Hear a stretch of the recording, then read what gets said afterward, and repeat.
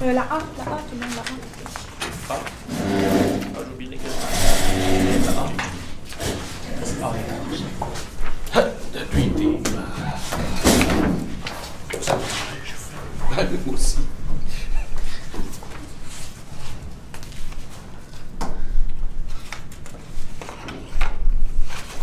Ça, je vais m'en sortir un œuf parce que j'ai commencé à barbouiller.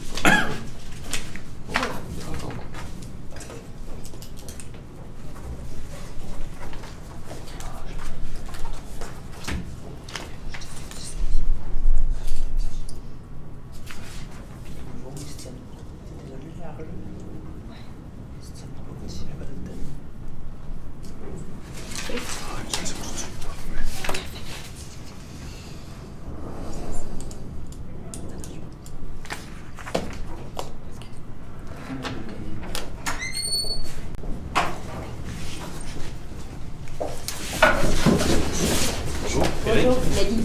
Bonjour. Bonjour, Maggie. Bonjour. Amélie. Bonjour. Bonjour, Andrea. Bonjour, Andrea.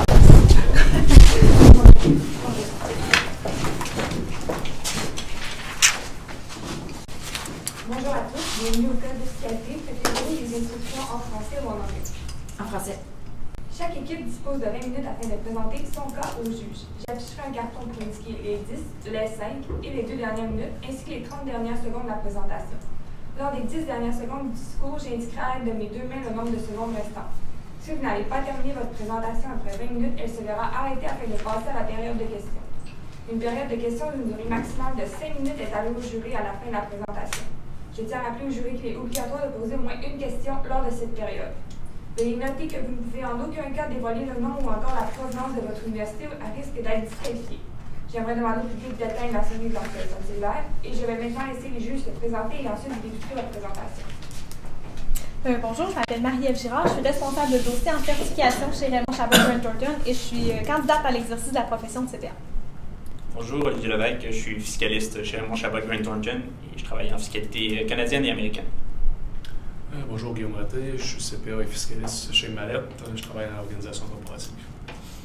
Bonjour, Éric Boissonneau, je suis associé en fiscalité chez Mallette. Je suis l'associé responsable de la fiscalité au Saguenay-Lac-Saint-Jean, de même que dans la province. Alors, bonne chance, vous pouvez débuter la présentation. Alors, bonjour M. Dallaire, merci beaucoup de nous accueillir aujourd'hui. Je me présente moi-même Andrea O'Brien, ma collègue Maggie Guillemette et Amélie Chardonnay. Donc, vous nous avez donné le mandat aujourd'hui de faire votre planification de votre fin d'année pour votre société ainsi que votre planification personnelle. Donc, on a regardé les éléments que vous nous aviez transmis là, pendant votre voyage en Floride et on est prêt à avoir des propositions pour vous. Donc, pour qu'est-ce qui est des études de votre fils, je vais commencer par celle-là. Donc, dans le fond, votre fils il va aller à Harvard l'année prochaine et vous avez mentionné qu'il avait besoin de 200 000 par année pour subvenir à ses besoins pendant ses études.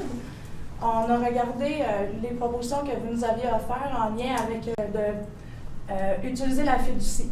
Donc, malheureusement, la fiducie que vous avez constituée, c'est une fiducie pour vraiment en cas de décès. Donc, vous ne pourriez pas utiliser cet argent-là pour la verser à votre fils pour ses études. Par contre, vous pourriez, vous, la retirer de votre vivant pour lui verser.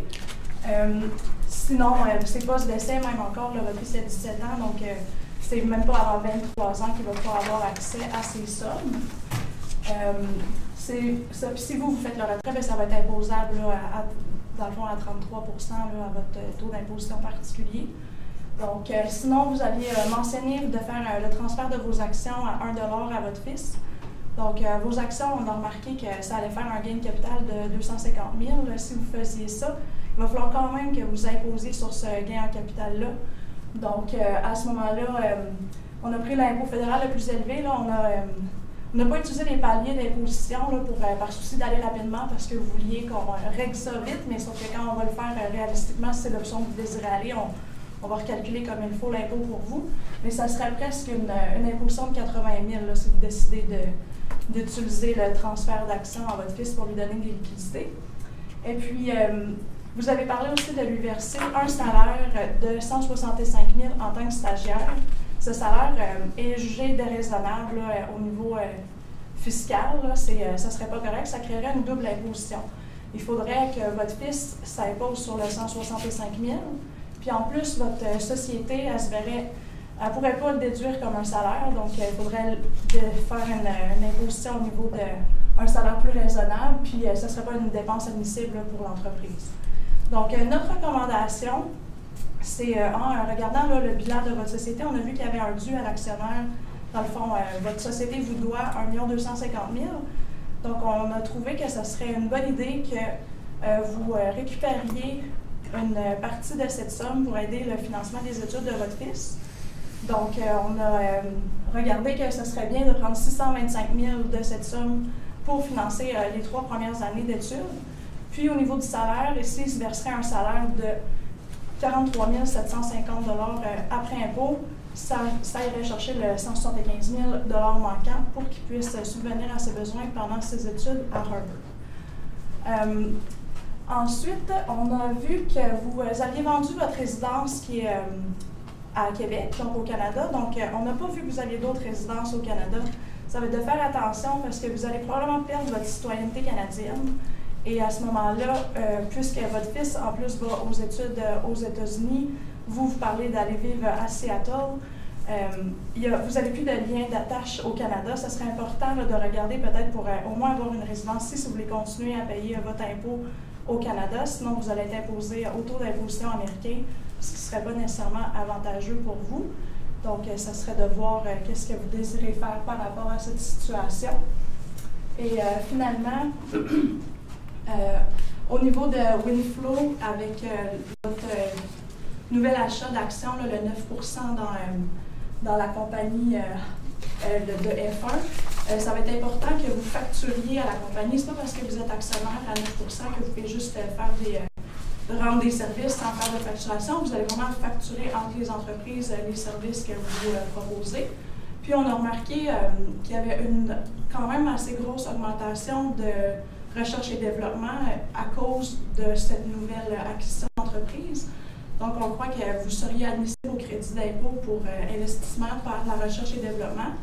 Donc, nous, on voyait que vous étiez admissible à recevoir, puis ça, c'est 10 des admissibles. Donc, 100 des salaires qui ont été utilisés pour la recherche et développement, excluant là, les frais de bâtiment normal que vous aurez eu, même sans faire le développement, mais il y a beaucoup de choses que vous pouvez mettre. Là, il y a 10 de ça que vous allez pouvoir prendre en crédit d'impôt à l'investissement, ce qui représenterait quand même un bon montant pour économiser de l'impôt. Donc, je vais laisser la parole à ma collègue Maggie pour vous parler de la suite. Vous aviez demandé, M. Dallaire, de trouver une façon là, pour trouver des liquidités, pour sortir un petit peu plus de liquidités de votre société ou personnellement, là, vous personnellement, pour être capable là, de mieux vivre, là, parce que vous voyez la retraite s'en venir.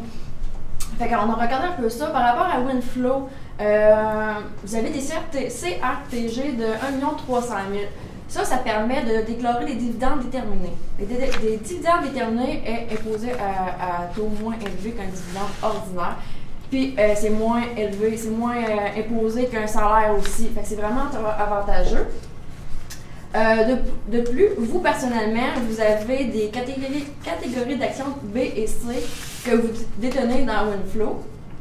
Des catégories de B, vous avez droit à 0,1% à 0,5% par mois sur la valeur de rachat, qui est de 3 millions pour cette catégorie-là.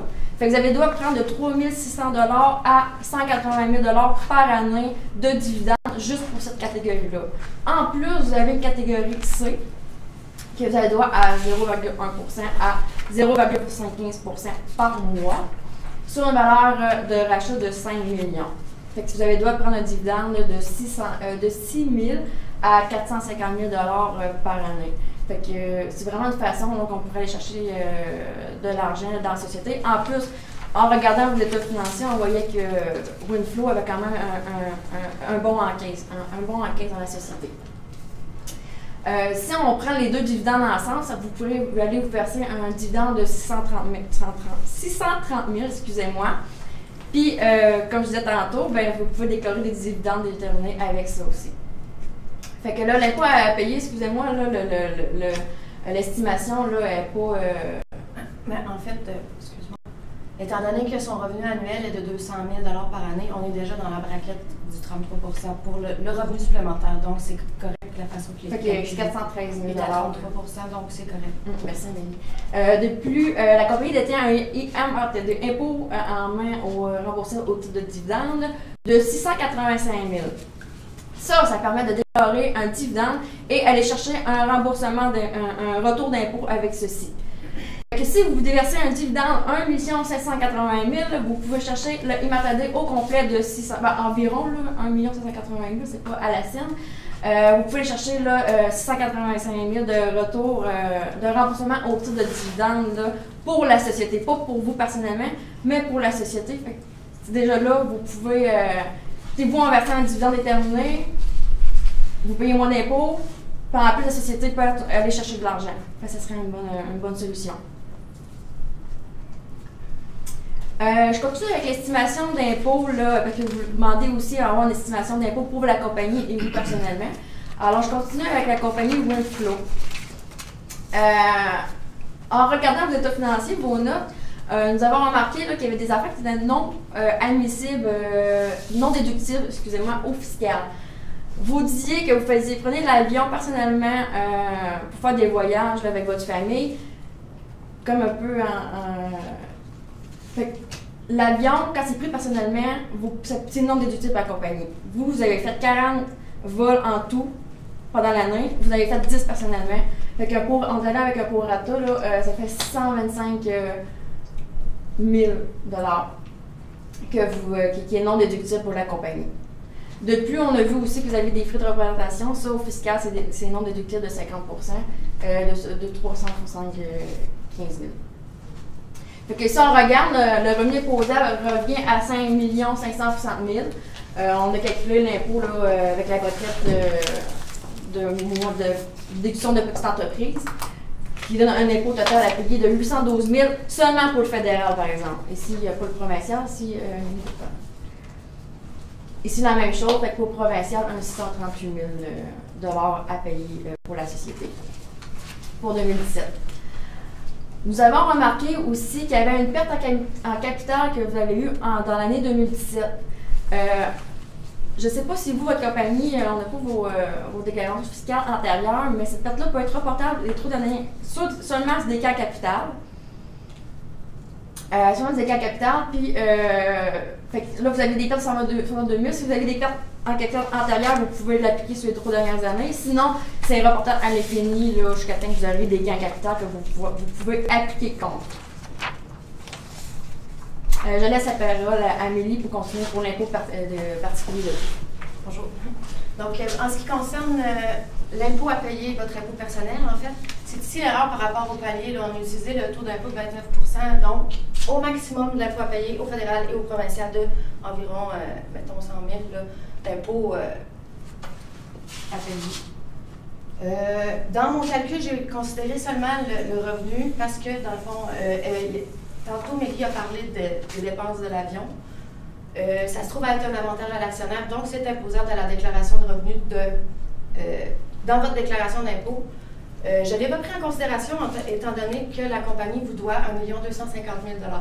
Donc, c'est pour ça qu'il y a 625 000 qui est pris. Donc, c'est comme si la compagnie vous remboursait en payant ces dépenses-là. Donc, pour cette année, ça ne serait pas imposable. Sauf que j'ai quand même fait le calcul, étant donné que vous avez, dans le fond, tout revenu supplémentaire là, est imposable au taux le plus élevé, soit 33 %. Donc, ça représente 412 500 $ environ fédéral, provincial à payer sur un revenu de 425 000 $. Donc, il faut vraiment faire attention aux dépenses que la compagnie pourra payer pour vous, parce que c'est imposable. Fait que c'est ça, là, étant donné que la compagnie non plus ne vous doit plus d'argent, en ce moment-là, l'année prochaine, là, si elle vous paye quelques dépenses que ce soit, il faudrait trouver une autre solution par rapport à ça. Ensuite, il y a eu la vente de la maison à Roberval, tel qu'on a discuté tantôt. Ça occasionne un gain en capital de 500 000 $. Étant donné que on a décidé de la mettre en résidence principale, mais on a considéré que ce serait une chose importante de voir la valeur qu'il y a en 2010, la juste valeur en 2010, puisqu'on a remarqué que que le gain en capital sur la résidence que vous avez achetée à Miami était beaucoup plus élevé. Ce qui veut dire que si c'était 1 250 000 $ de gain en capital pour la résidence à Miami, comparativement à celle à Roberval qui se trouve de 500 000, comme j'ai marqué ici. Si, par exemple, on évalue la résidence de Roberval à 1 million de $ en 2010, j'ai fait un calcul, il y aurait un gain en capital sur 350 000 $ à faire, donc un impôt à payer de 57 750 $. Comparativement à un gain en capital de 1 250 000 $ sur la résidence à Miami, qui se trouve être le même calcul que tantôt, là, de 412 500 $ d'impôt à payer. Donc, c'est beaucoup plus avantageux de désigner la résidence de Miami comme résidence principale pour les années 2010 à suivant et de payer l'impôt sur le 350 000 de gain capital. Donc, c'est ça. Donc, en conclusion, je crois qu'on a parlé de vos problèmes par rapport à la méthode de financement pour les études de votre fils. Donc, on a fait notre recommandation par rapport à ça en lien avec l'utilisation de les sommes dues de l'entreprise, en plus de les utiliser pour payer l'argent par rapport à l'avion qui a été utilisé, donc qui apportait la somme due à 0 $. On a aussi parlé du fait que vous allez probablement devenir résident américain si vous ne portez pas action par rapport à l'achat d'une résidence, ou au moins de garder un lien d'attache avec le Canada. Parce que sinon, vous allez vous retrouver à être un résident américain pour votre imposition l'année prochaine, donc 2018 dans le fond. Et on a aussi parlé des recommandations en lien avec Winflow et votre entreprise, là, votre nouvelle acquisition avec la F1, de faire attention, de bien faire la facturation entre les deux. On a discuté pour vous, on vous a trouvé des utilités par rapport à votre retraite qui s'en vient, que vous vouliez planifier d'avoir un petit peu plus d'argent en poche pour faire les activités que vous voulez, dans le fond. Donc, on a trouvé des solutions pour vous donner accès à ces sommes-là. Et de plus, on a regardé avec vous l'impôt à payer. On vous a donné des recommandations en lien avec des mesures pour réduire cet impôt-là pour les années futures. Encore une fois, surtout en faisant attention avec l'utilisation de l'avion, qu'il faut que ça arrête maintenant. Sinon, il va falloir que vous payiez votre utilisation pour pas que ça devienne un avantage à l'actionnaire. Donc, je crois qu'on a... Si Andrea pourrait me permettre, j'aimerais ajouter que l'estimation que vous avez vue, c'est vraiment, là, on vous a dit les taux le plus élevés, mais par contre, c'est vraiment des taux progressifs. C'est pas vraiment, on ne prend pas le revenu imposable fois 33%. Là. Il y a vraiment c'est vraiment progressif. Fait que, en temps montant, là, Andrea, c'était meilleur que moi pour dire les montants, taux, là, puis c'est vraiment progressif. Fait que vous ne payerez pas vraiment 33% sur le montant total, je veux que vous soyez conscient de ça. Là. C'est ça. Donc, M. Dallaire, merci beaucoup de nous avoir reçus aujourd'hui pour qu'on puisse vous donner nos recommandations. Puis, si vous avez des questions, je vous inviterai à les poser, s'il vous plaît. Merci. Merci. Merci pour les points que vous avez apportés. Moi, j'aurais une petite question. On parlait du transfert des placements en dollars. Là. Moi, ce que je comprends, c'est que ça me crée une imposition. Puis je voudrais valider pour Jean-Gabriel. Est-ce que lui, ça a un impact, le fait que je lui vende $1? Non, parce que dans le fond, c'est votre fils. Donc, vous avez le droit de faire un don à votre fils. Il n'y a pas de problème. C'est juste que vu que vous les ressortez, vu qu'il y a vous les avez payés 1 million, puis maintenant ils valent 1 250 000, il y a un gain capital pour vous qui s'est fait là. C'est pour ça que c'est vous qui avez un impôt à payer. Sandra va vous permettre, c'est que pour le fils, le PBR est de 1 $ et non de juste dollar marchand. Okay. Tous les revenus qui vont être faits sur ce placement-là, après, ça va être imposé dans les mains de fils. Dans les mains de son fils. Ouais. OK, parfait. Donc, là, qu'est-ce que ça fait, là? Tu me parles de PBR, là, dans le fond, c'est $1. C'est que s'il revient après ça, mais lui, son coût, son coût, c'est juste dollar marchand que le père, c'est que vous êtes imposé, mais seulement sur PBR de 1 $. OK. Fait que s'il vend 500 000, c'est 500 000 moins le 1 $. Okay. Là, il se fait un gain capital de 499 999 $. OK, on trouve comme à m'imposer 2 fois, là, si je comprends bien. Oui, exactement. Une double imposition. C'est la même chose, là, tu me parlais de les donner, donc que je lui vende à 1 $ ou que je donne, ça revient au même. Ben, c'est juste pour être sûr. Ben, ce principe est un peu le même. C'est obligé d'être posé à agir. OK, super. Merci beaucoup. Je crois qu'il y a des actions privilégiées là, que Christian détient dans Winflow. Là. À part m'a versé des dividendes là-dessus. C'est quelque chose que je peux faire avec les actions. Ben, comme vous avez, parce que vous avez fait ça pour un geste successorial, fait que oui, il y a une valeur de rachat. Vous pouvez toujours là, demander, faire racheter la compagnie de vos actions. Vous pourrez sortir de l'argent par rapport à ça aussi. OK. Puis, prix de base rajusté, capital versé, je vois que les B et les C, c'est relativement différent. C'est plus avantageux de racheter le plus bas? Ben, honnêtement, moi, je vous le conseille pas parce que quand on fait un rachat excusez-moi, un rachat d'actions, c'est qu'on peut avoir un dividende. Si c'est le produit d'exposition, moins le capital versé que vous avez, donne un montant. Ce montant-là est présumé être un dividende imposable à 100% et non considéré comme un gain capital. Qui là est toute la différence. OK. Et bon, au niveau de je parle beaucoup aux États-Unis, là, y a-t-il des règles spécifiques pour faire attention au niveau de la présence? Là? Moi, j'ai des amis qui vont parler de ça, mais j'ai pas de... Oui, bien, dans le fond, là, vous êtes revenu en février, donc on ne sait pas exactement à quelle date vous avez passé là-bas. Là, je sais que les courriels qu'on s'est envoyés étaient datés dans le temps de Noël. C'est important de ne pas dépasser 183 jours dans la même année. Donc, vous pourriez partir... passer 183 jours en 2016, plus 183 jours en 2017, même si vous n'est pas entre les deux, il n'y a pas de problème. Tant qu'on ne dépasse pas ce nombre de journées-là aux États-Unis. Là, déjà, on est en février, vous avez passé tout le mois de janvier, là, on est le 3 février, là, fait que, là, vous êtes de retour, vous avez déjà 30 journées, un petit peu plus d'accumulées pour 2018. Puis là, vous n'avez plus de résidence au Canada, fait que ça va de faire attention, vous allez encore plus y aller cette année, c'est fort probable que vous allez dépasser votre 183 jours. Donc, vous allez devenir imposé sur d'être résident américain. Puis le fait que je devienne résident américain, ça fait que je deviens non-résident canadien? Non, ça n'a aucun lien. Vous continuez d'être citoyen canadien, votre passeport canadien, vous allez toujours être canadien, vous êtes né ici, sauf que c'est votre taux d'imposition, vos impôts à payer vont être en lien avec votre adresse aux États-Unis. Donc, vu que c'est là que vous avez le plus que vous avez passé le plus de temps. Là. Donc, vos revenus d'entreprise, vu que le siège social est au Canada, ça demeure au Canada. Ça, les revenus vont continuer à être imposés là. Par exemple, au lieu d'être imposé au Canada pour le particulier, vous allez être imposé au niveau américain. Juste au niveau américain, puis au niveau canadien? Non. Vos revenus d'entreprise vont être versés à vous aux États-Unis. En fait, votre adresse est là. Fait que non, ça va tout être aux États-Unis. Merci.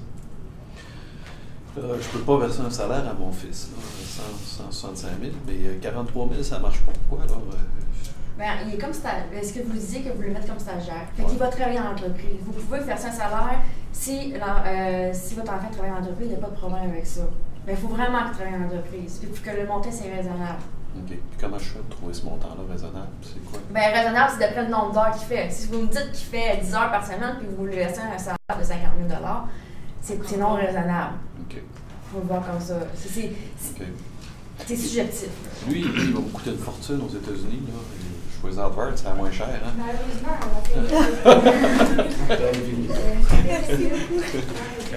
Merci beaucoup. Merci. Merci. Merci.